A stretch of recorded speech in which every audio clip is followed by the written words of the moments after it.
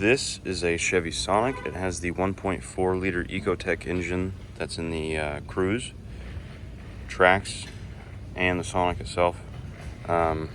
This Sonic is getting an oil cooler and the front cover gasket due to an oil leak. In this video, I'm going to show a slight how-to. I'm going to be going over how to do the oil cooler and how to do that front cover gasket. Alright, I'm going to start this by putting it up in the air just a little bit. I'll put a drain bucket under there. I'm going to take these two tins out, this hose and this hose off. I'm going to aim this hose down, same with this one. I'm going to take this heat shield off, disconnect this connector, and then take this oil feed line off, the oil cooler that goes to the turbo. I'm going to take this off this tin and then take off that T50, I think. Okay, so now I got all these hoses out of the way and off the oil cooler. I took the intake tube off because there's a hose right there. And just take that hose off because that hose goes to the back of the oil cooler. Get that hose off, take these bolts out, take the cat off. You can wiggle this out without having to take the whole turbo off. Okay, so I took the 13 millimeter nuts off this tube, off the exhaust pipe, and I took the heat shield off the catalytic converter to make it a little smaller so it can slip out. These studs here like to break on this bracket right here. These nuts like to strip out. They also like to round off. So be very careful. And these studs like to rust. So just be aware of that. There's not really anything you can do. And then there's another one up there. You take all that out, and then I go back up there and take the 13 out. I'm gonna use a pry bar or a screwdriver and pop the clamp off and pull the cat out the bottom. Okay, you can hardly see it, but so that's the oil cooler.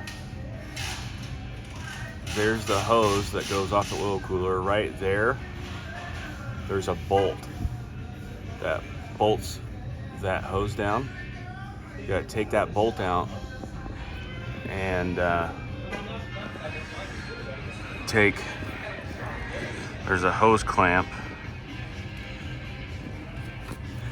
right there on that hose, and you have to take that hose clamp off, take that bolt out, and then take the oil cooler bolts out, and then you can pick it up and slide it out, and that hose will come with it. If you can get it out with the hose thing in there, that's better, but it's not always easy. Okay, so this one was actually a really pain to get to. It took two people to get it out.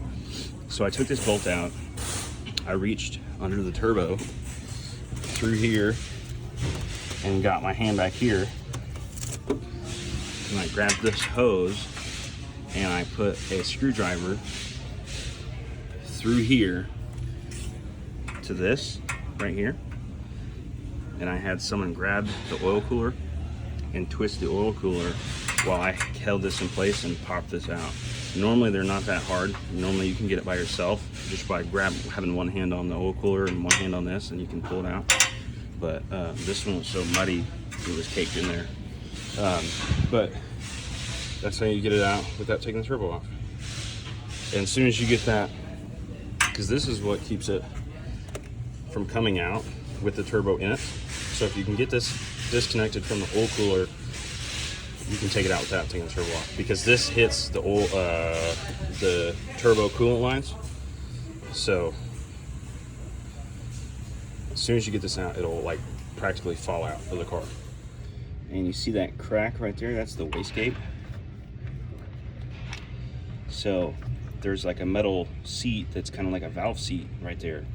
Once that crack gets deep enough, it'll crack on the inside and it'll bleed exhaust gases straight from the manifold out to here.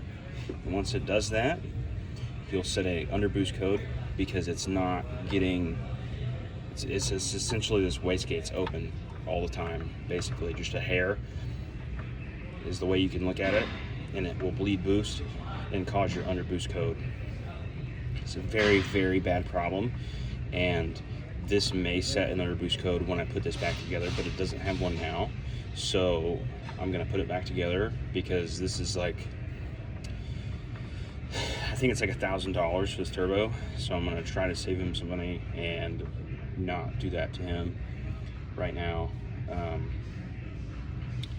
But yeah, that is your underboost code. That's why these engines get so many turbos replaced. So what I'm gonna do now is come in here with some Scotch-Brite or a Roll-Lock disc or razor blade, whatever you prefer, and clean that up. And I'm gonna spray it with some brake clean, wipe it off, and then wipe it off with a clean rag. And I'll probably go ahead and clean off the rest of the block here with brake clean. And then I'm gonna put a light oil on all the O-rings, all the gaskets, and I'm gonna slap it back together.